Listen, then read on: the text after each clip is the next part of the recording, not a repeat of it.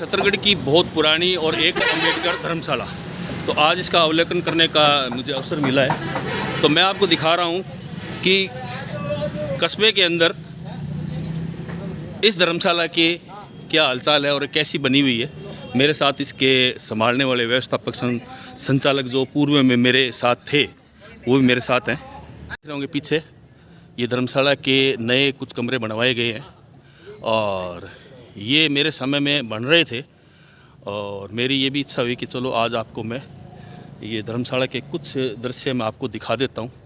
और मेरे साथ हैं यहाँ के जो इस संस्था के सचिव हैं और ये सालूराम जी हैं और इन्होंने काफ़ी जो है कि इस धर्मशाला के अंदर मेहनत करी है और इनकी मेहनत का ये परिणाम है कि ये पीछे जो आप देख रहे हैं कमरे बने हुए हैं या ये बरामदे वगैरह बन रखे हैं, ये चीज़ इन्होंने अपनी मेहनत से बनवाई। भारत रत्न डॉक्टर बाबा साहब डॉक्टर भीमराव अम्बेडकर धर्मशाला आप सामने ये देख रहे होंगे। नवनिर्मित कमरे बहुत ही अच्छे और सुंदर आकर्षक दिखाई दे रहे हैं और लाइटें भी लग रही हैं और ऊपर से नीचे तक ये देखिए। पहले यहाँ पर इस बरामदे में प्रवेश करके मैं आपको बता रहा हूँ कि पहले यहाँ पर ये 2 कमरे हुआ करते थे सामने, बिल्कुल सामने।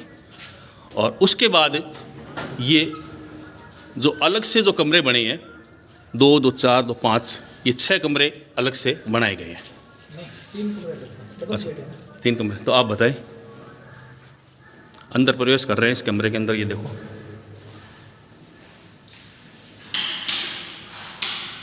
ये कमरा सुंदर और अच्छा कमरा है। सचिव महोदय मेरे सामने हैं। तो कितनी लागत में ये कमरे बन चुके हैं, अब तक कितना बजट लग चुका है, इसके बारे में हम जानकारी चाहेंगे। तो हमारे साथ सचिव महोदय धर्मशाला के हैं राजू जी तंवर इनका नाम है और ये बताएंगे, इसके बारे में थोड़ी सी जानकारी देंगे। तो राजू जी बताएंगे कितना बजट अब तक लग चुका है और क्या क्या काम इसके अंदर हुआ है। इसमें एक हॉल और ये जो सीढ़ियाँ बनी हुई हैं जी वो तो धर्मशाला की आई सी जी, और एक हॉल बना है वो एमएलए साहब गोविंद राम जी की तरफ से। अच्छा, एमएलए कोटे से ये हॉल बनाए जो ये मेरे हाथ की सीध में आप देख रहे होंगे ये। और ये जो सीढ़ियाँ ऊपर चढ़ा करके ऊपर जो ये थोड़ा बनाया है, मैं ऊपर चढ़ के भी आपको दिखाऊंगा। थोड़ा अभी जैसे काम बाकी है। हाँ, और ये थोड़ा सा काम इधर का बाकी है। ऊपर चढ़ करके हम आपको दिखा रहे हैं कि इस धर्मशाला में कितना काम हो चुका है और अभी क्या क्या बकाया है। थोड़ा बहुत बकाया है, लेकिन छत से आपको मैं पूरा इसका व्यू दिखाऊंगा कि कितनी इसकी जो लेंथ है और कितना इसका स्क्वायर फुट में मतलब कि कितना इसका मैदान बड़ा है। ये देखिए छत के ऊपर आने के बाद ये मैदान है इसके अंदर। और आप ये सामने देख रहे होंगे जो 2 लैट्रिन बाथरूम बने हुए हैं। इसके साथ जो ज़मीन पड़ी है 170 बाई 180 फुट का हो गया। 170 बाई 180 फुट का जो है यहाँ पर इसकी नींव भर के छोड़ रखी है और यहाँ पर ये कमरे बनाए जाएंगे। अभी इनका बजट आया नहीं है या क्या हुआ? नहीं, वो तो जैसे धर्मशाला के बजट से ही है ना। अच्छा, धर्मशाला के बजट से। धर्मशाला का बजट अपने पास लगभग 19-20 लाख रुपए थे। तो उससे 13 कमरों की विद अटैच लेट बाथ और विद बरामदा। अच्छा, 6 फुट की पूरी नींव भर के कंप्लीट कर दी। अच्छा, और आगे जैसे ही धर्मशाला के पास अपना खुद का बजट होगा या जन सहयोग से या भामाशाहों से या राजनेताओं से, जैसे ही आगे बजट मिलेगा अच्छा, तो नए भवन का और निर्माण चालू कर दिया जाएगा। सामने देख रहे होंगे ये लेट और बाथ है। लैट्रिन और बाथरूम इन्होंने यहाँ बनवाए हैं जो 5 की संख्या में। और इसी के अंदर ये अंडरग्राउंड ये जल हौद भी है इसके अंदर। काफ़ी इसके अंदर जो है कि बजट लगा है। कितना बजट लग चुका है? ये लेट बाथ का और इन कमरों का भर्ती का टोटल मिला के लगभग हमारे 19-20 लाख रुपए लग गए। 19-20 लाख रुपए ये लगे और संस्था की तरफ से ये लगवाए गए सारे। ये संस्था की तरफ से लगा। संस्था की आय से ये सारा कार्य हो रहा है। और जो मंत्री जी की तरफ से ये एक हॉल है। अच्छा, विधायक कोटे से जो काम हुआ है आप देख रहे होंगे ये विधायक कोटे से ये कार्य हुआ है। जो जिस छत के ऊपर हम खड़े हैं उस छत के जो कमरे बने नीचे ये विधायक कोटे से बनवाए गए हैं। तो यहाँ पर सबसे बड़ी समस्या हुई कि किराए पर कोई किसी तरह का रूम उपलब्ध नहीं हुआ। अच्छा, मंडी के अंदर किराए पर रूम नहीं मिलते। हाँ, ठीक है। तो फिर इधर उधर संपर्क किया तो सालू राम जी से मेरा संपर्क हुआ। सालू राम जी ने कहा कि समाज का एक यहाँ पर अपने अम्बेडकर बाबा साहब के नाम का धर्मशाला है और उसके अंदर आप जाओ, वहाँ पर आपको मिल जाएगा रूम। अच्छा, हाँ जी। धर्मशाला के विकास को लेकर इसकी जो भविष्य में योजनाएं हैं, क्या क्या आप इसके आपकी रूपरेखा रहेगी, इसके अंदर की भी क्या विकास किया जाए, ऐसा कुछ आप बताना चाहते हैं तो बताएं। सर जी, जैसा हम सोच रहे हैं और प्लानिंग कर रहे हैं, अगर सभी बुजुर्गों का और युवा साथियों का इसी प्रकार से शानदार और बढ़िया आपसी सामंजस्य और सहयोग रहा, तो जहां हम ये बीच का पार्क जगह देख रहे हैं, इस पूरी जगह में हमारा प्लानिंग है कि यहाँ से तो हम पूरा पार्क लगाएंगे।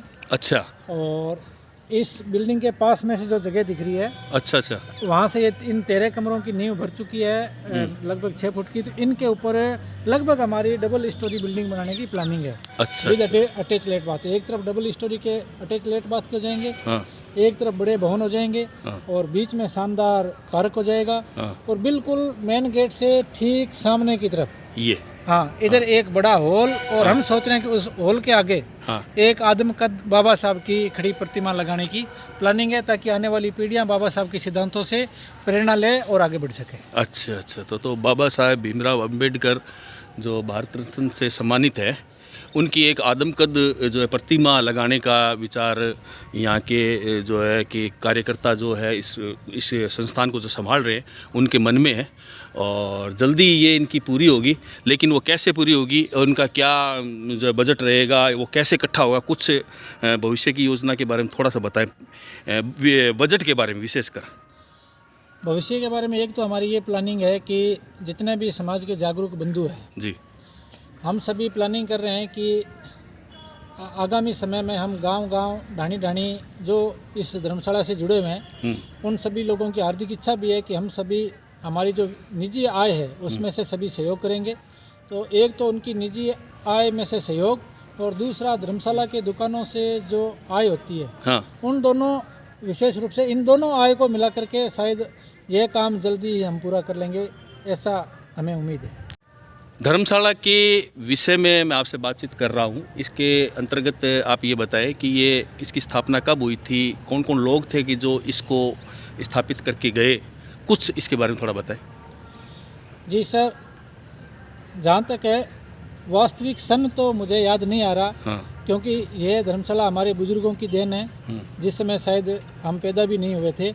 लेकिन फिर भी बालूराम जी अठवाल, जितेंद्र जी तंवार और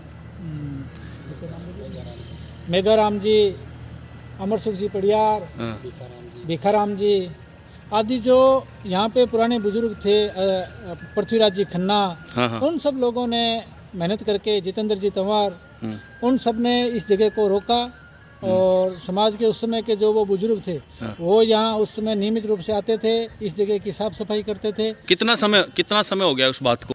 लगभग 30 और 35 साल पुरानी बात मुझे जहाँ तक याद आ रही है, हाँ, इतना समय तो इसको हो गया। अच्छा, और वर्तमान में हमारे एनर्जिक सचिव राजेंद्र जी तंवार, अध्यक्ष बियाराम जी सोलंकी, इन सभी के मार्गदर्शन में बहुत अच्छा काम हो रहा है, और उम्मीद है जैसा इतिहास में हमारे बुजुर्गों ने काम किया उसी प्रकार से युवा पीढ़ी आगे भी बहुत अच्छा काम करते हुए इसको नई बुलंदियों की ओर लेके जाएगी। धर्मशाला के मुख्य गेट से हम बाहर निकल रहे हैं, और बाहर निकलते आपको मैं दिखाऊंगा कि इसकी दुकानें बनाई हुई है, और सालू राम जी इसके बारे में बताएंगे कि कितनी दुकानें बनी हुई है, किस तरह से इनको दे रखा है। तो बताइए सालू राम जी, ये जो सामने दुकानें बनी हुई है, किस तरह से क्या कुछ इनका सिस्टम कर रखा है आपने?